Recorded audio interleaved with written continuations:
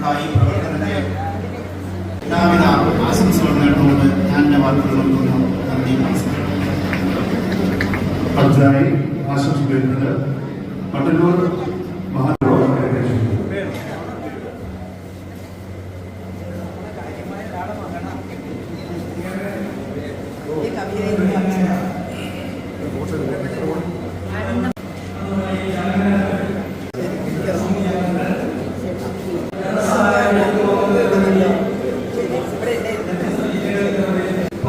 കോടി രൂപയാണ് ഈ വർഷം ത്തിനും മറ്റ് കാര്യങ്ങൾക്കെല്ലാം വേണ്ടി ദേവസ്വം ബോർഡ് നൽകുന്നത്.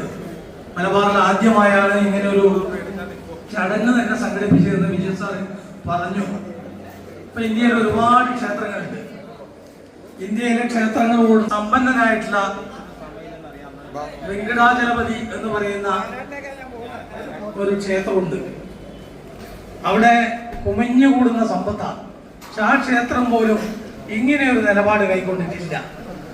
എന്തിന്? ശ്രീപത്മനാഭ സ്വാമി ക്ഷേത്രം.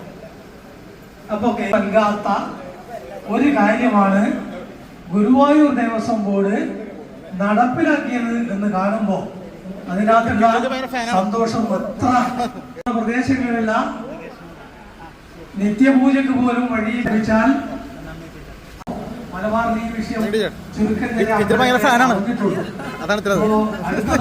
അപേക്ഷ ക്ഷണിക്കുമ്പോൾ